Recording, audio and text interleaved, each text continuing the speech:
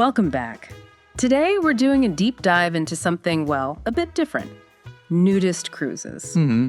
Imagine stepping onto a luxury liner, knowing that for the next week or so, clothes are basically optional. It's an image that definitely conjures up a lot of assumptions, doesn't it? It really does. Maybe even some discomfort for people thinking about it. Yeah. But what if those assumptions are, like, totally wrong? Exactly. So today, we're peeling back the layers quite literally on these trips.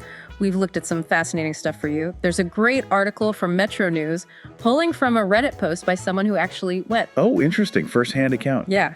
And we've also got info straight from the cruise company Bare Necessities, plus some UK research on attitudes. Right. And our mission here really is to unpack the realities, cut through the myths. Yeah. We want to give you a quick but, thorough understanding of the rules, the costs, and actually the surprising reasons people are drawn to these voyages. Get you the full picture. Okay, so let's jump right in. The big question, the one everyone probably asks first. What actually happens on a nude cruise? Is it? Well, is it what people often think? Because the Reddit passenger we looked at, they were super clear from the get-go. Yeah. What did they say? They said this is a cruise for nudists. Full stop. Explicitly not a lifestyle or a swinger kind of thing. And that distinction is absolutely crucial. It's not just about what these cruises are, it's defining what they are not. Right, setting boundaries. Precisely. By making it clear they're non-sexual, it creates a very different kind of atmosphere. It's about shedding clothes, meaning shedding inhibitions, Right. genuinely not inviting something else. Okay. It builds this foundation of trust, allows for a unique kind of freedom, a connection that's different, where people feel comfortable being uninhibited without any sexual pressure at all. And the company backs this up. Oh, absolutely. Bare Necessities website states their holidays are strictly non-sexual in nature. Public sex is forbidden, obviously, and anything like fetish wear, that's a definite no-no. Yeah, that makes a lot of sense, actually. It's sort of counterintuitive that having clear rules creates more freedom, in a way. Exactly. It defines this space. So, okay, with that fundamental understanding, let's talk practicalities. Because even on a nudist cruise, there have to be rules, right? Of course. It's not total anarchy. Like, the Reddit user mentioned this no bare bucks policy on public surfaces. Right. Sensible. But the solution is simple. They just have loads of fresh towels everywhere. So you grab one for your sunbed after swimming. Easy. Practical. And then what about food? Dining.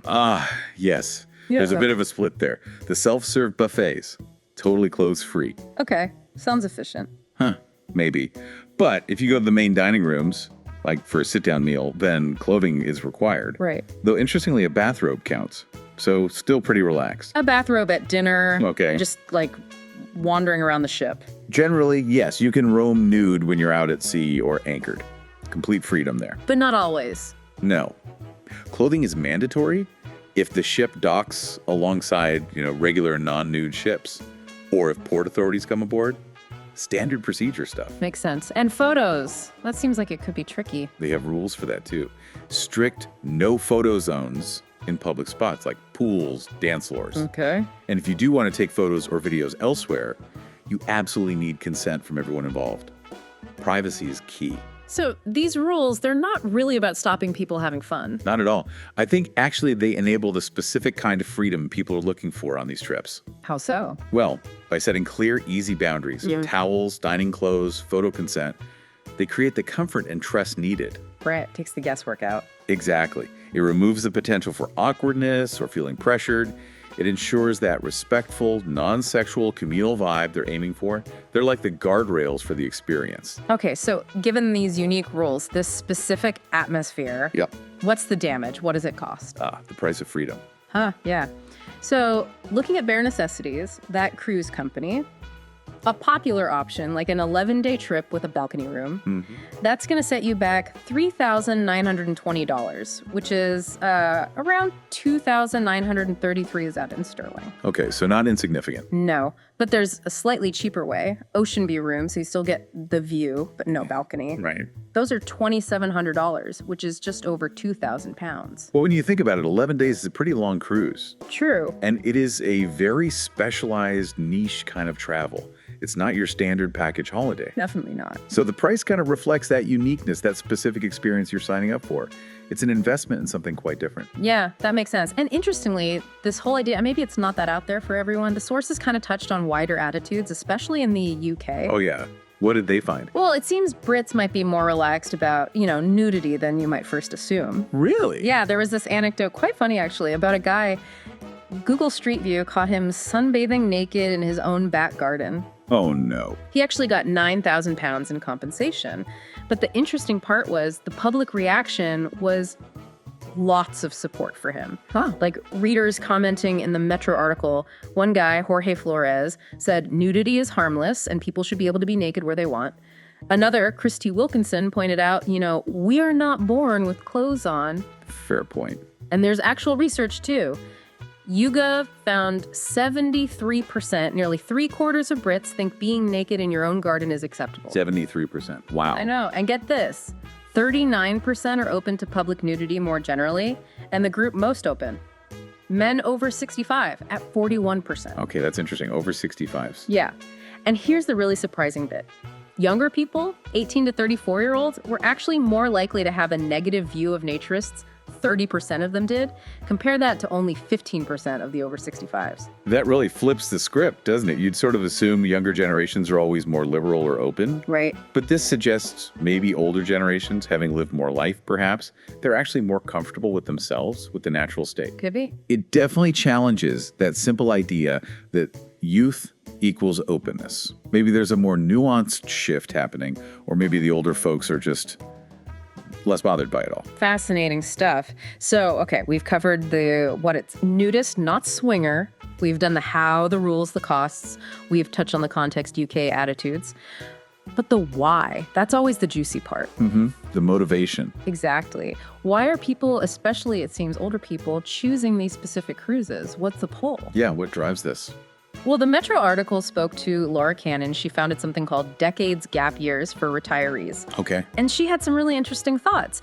She sees this trend where retirement isn't about settling down anymore. It's about reinvention.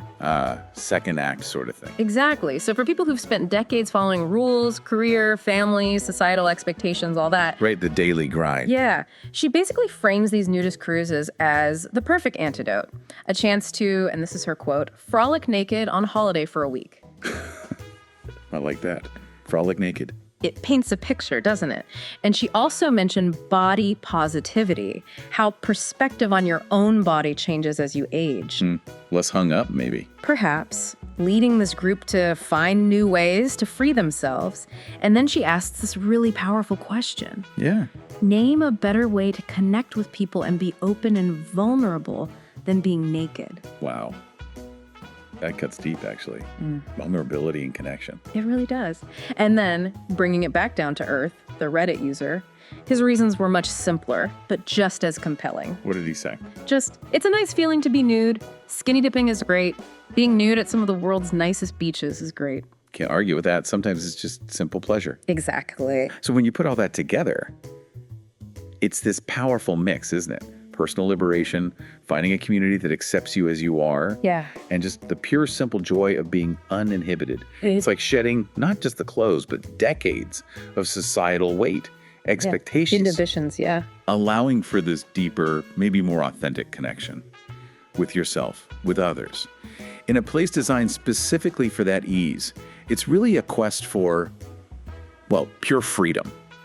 So wrapping up this deep dive, it's clear there's way more to nudist cruises than meets the eye or the common assumption. Definitely. We've seen these really specific rules that actually enable freedom. We've looked at the costs, the surprisingly relaxed attitudes in places like the UK, and these really profound personal reasons, reinvention, connection, simple joy driving their popularity.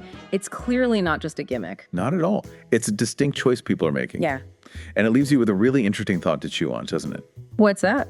Well, given everything we've just discussed, this deep human desire for freedom, for reinvention, for genuine connection, how might our collective views on nudity keep evolving? Good question. What other boundaries might we start to question in this pursuit of personal liberation? And maybe, what does it really mean to be truly comfortable in our own skin in any setting? without all the usual layers we put up. That's definitely something to think about.